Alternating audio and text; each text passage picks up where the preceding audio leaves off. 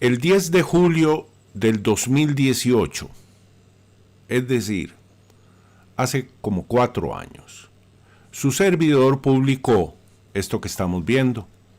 Manita de pan costará 5,000 colones para empezar, quizá cueste más. Para aquellos que no son costarricenses, una manita de pan es esto que estamos viendo. Es la forma más barata de consumir pan en este país. Por lo general son 5 bollitos, los hay de 10. En fin, 5,000 es demasiado. Acá hice una búsqueda rápida, tenemos ya una referencia. 600 colones por una manita de pan y yo dije que iba a costar 5,000 hace 4 años. Por supuesto que dicho comentario generó un montón de controversia. Sin embargo, ya al día de hoy tenemos, de hace unos días, un reporte de que subirá 10% debido a la escasez de trigo. El pan sigue subiendo y no va a parar ahí. Es una confirmación de que ya el proceso de inflación que conducirá a ese precio de 5,000 inició. Y aquí menciona que es que entre Rusia y Ucrania producen el 30% del trigo que se consume a nivel mundial y pues que súbitamente ya no hay. Y que vienen unos ajustes y que el baguete pasaría de 650 a 715 colones con ajonjolí y etc. Entonces, nada. Volvemos aquí a ver que en aquel entonces generó controversia, hubo 62 comentarios, hubo personas que me regañaron porque dijeron que yo estaba siendo alarmista, hubo personas que más bien hicieron consultas, otros dieron su opinión, en fin. Ese no es el punto es que nos dirigimos hacia una hambruna, no queda de otra. No es que yo lo quiera, no es que quiera ser alarmista, esto lo hemos venido advirtiendo desde hace muchos años y todo obedece al manejo económico. No es completamente cierto que esto tiene que ver con la guerra de Ucrania, la inflación se disparó hace más de un año, entonces no hay cómo justificarlo. Tiene que ver con la emisión de dinero nacido del aire que se ha emitido indiscriminadamente desde hace muchísimos años.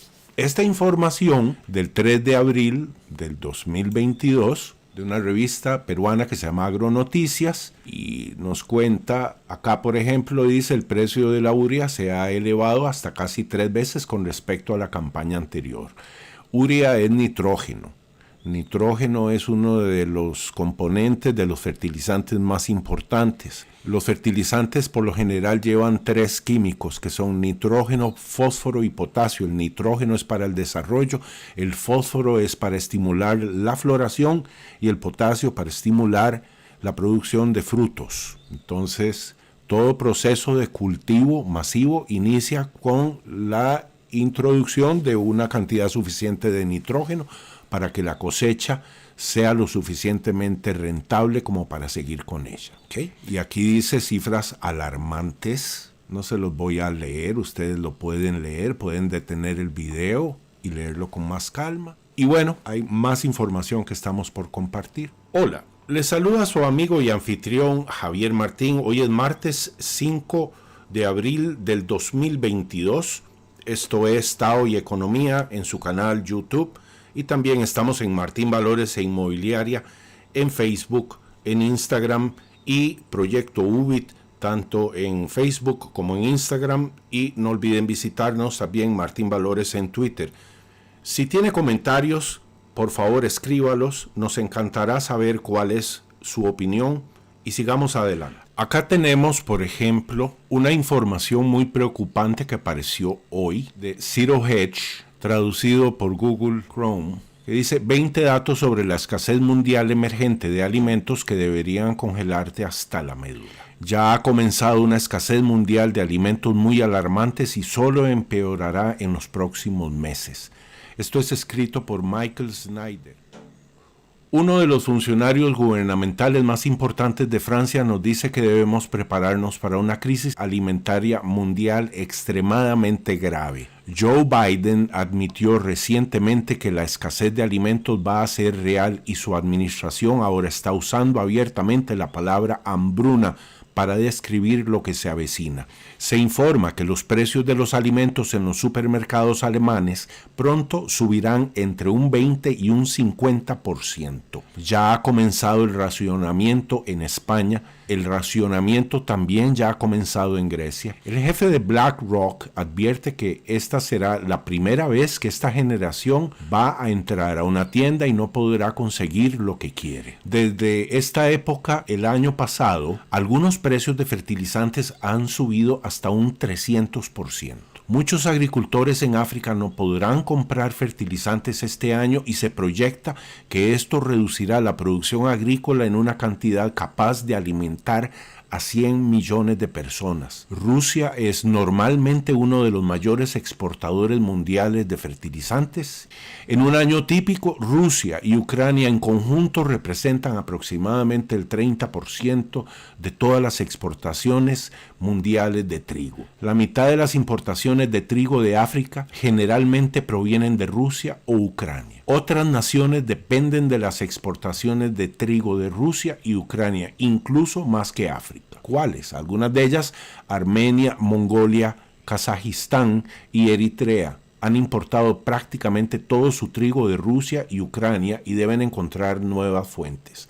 Pero están compitiendo contra compradores mucho más grandes, incluido Turquía, Egipto, Bangladesh e Irán, que han obtenido más del 60% de su trigo de los dos países en guerra. Un funcionario ruso advierte que es posible que su nación pronto solo exporte alimentos a naciones amigas. El viernes se anunció que otras 5 millones de gallinas ponedoras en Iowa tendrían que sacrificarse debido a la gripe aviar. El número de muertes de gallinas ponedoras por la gripe aviar en Iowa superará los 13 millones como resultado de este último incidente. En general, así es como se ve actualmente el número total de muertes a nivel nacional por la gripe aviar. Se refiere a muertes de gallinas. 22 millones de gallinas ponedoras, 1.8 millones de pollos de engorde, 1.9 millones de pollitas y otros pollos comerciales y 1.9 millones de pavos. El ministro de Agricultura de China ha anunciado que la cosecha de trigo de invierno en China podría ser la peor de la historia. Se nos advierte que la cosecha de trigo de invierno en los Estados Unidos será desastrosa debido a la severa sequía. Durante una entrevista reciente, un destacado agricultor de los Estados Unidos afirmó que a la mayoría de los estadounidenses no les gustará que la factura de la compra suba $1,000 al mes. El jefe del Programa de Alimentos de las Naciones Unidas dice que lo que el planeta enfrenta ahora no se parece a nada que hayamos visto desde la Segunda Guerra Mundial. Se nos ha advertido una y otra vez que este día llegaría y ahora está aquí. En fin, ya está ocurriendo y es nuestra labor comunicarlo y es nuestra labor asesorar a las personas en esta emergencia global. Por eso estamos llevando a cabo varias iniciativas. Una de ellas es un programa que pronto saldrá al aire que hemos titulado Siémbrelo en casa, donde estaremos dando consejos, recomendaciones, recetas para elaborar compost, para generar los cultivos uno mismo y así atravesar esta grave crisis, esta hambruna que ya está siendo declarada por los medios de comunicación masivos y finalmente los políticos, alguno que otro, empiezan a reconocerlo. No es la idea de solo meter miedo al brindar una colección de datos, pues que asusta. La idea es asesorar. Hemos sido asesores de muchas personas en el concepto de valor refugio, oro, plata y Bitcoin. Pero también queremos y debemos empezar a asesorar a la gente en otros campos más acordes con el problema que estamos teniendo en estos momentos, es decir, el hambre. Su servidor ha sido un estudioso de la botánica durante algunas décadas. Me apasiona la etnobotánica y conozco de plantas útiles. La etnobotánica es el uso que de las plantas han venido haciendo las diferentes culturas alrededor del mundo durante milenios. Nuestra intención, creo que ya lo mencioné previamente, y si no, aquí viene, es crear un segmento que se llama Siémbrelo en su casa, para que todos aquellos que tengan la oportunidad de sembrar lo hagan cuanto antes. Ahora bien, hay muchos de nosotros que no estamos ni capacitados para sembrar, ni tenemos espacio para hacerlo. En ese caso, lo más conveniente es empezar a acumular los desechos orgánicos y empezar a convertirlos en compost.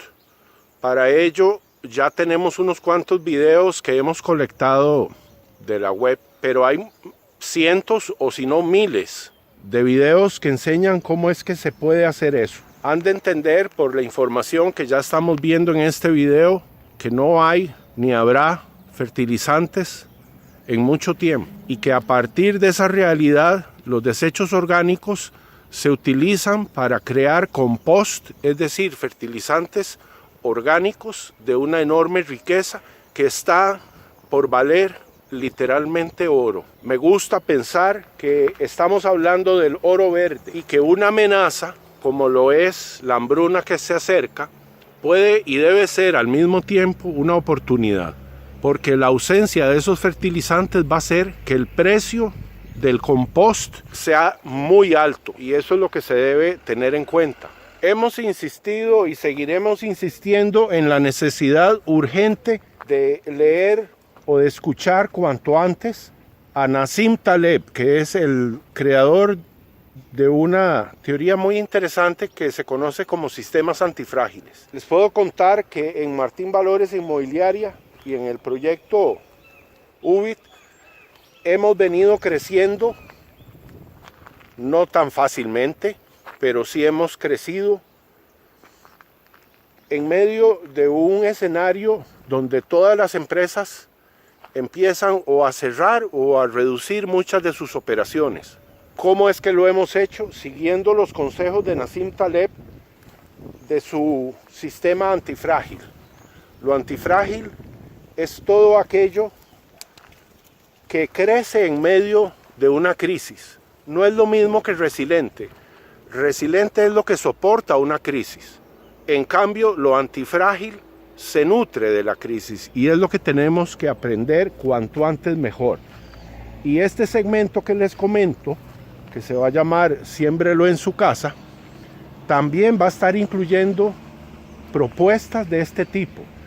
Y es nuestra intención que los usuarios participen de manera tal que se vaya formando una red de personas que colaboran entre ellas de diferentes formas, utilizando el compost, utilizando la tierra, utilizando conocimientos afines a este tema y por supuesto utilizando las criptodivisas en un nuevo modelo.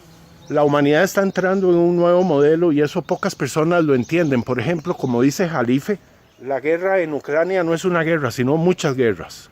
Es la guerra económica, es la guerra por la hegemonía en esta parte del mundo y es también, sobre todo, el inicio de un sistema económico en el cual el dólar ya no será la divisa de reserva internacional, sino muy probablemente Bitcoin.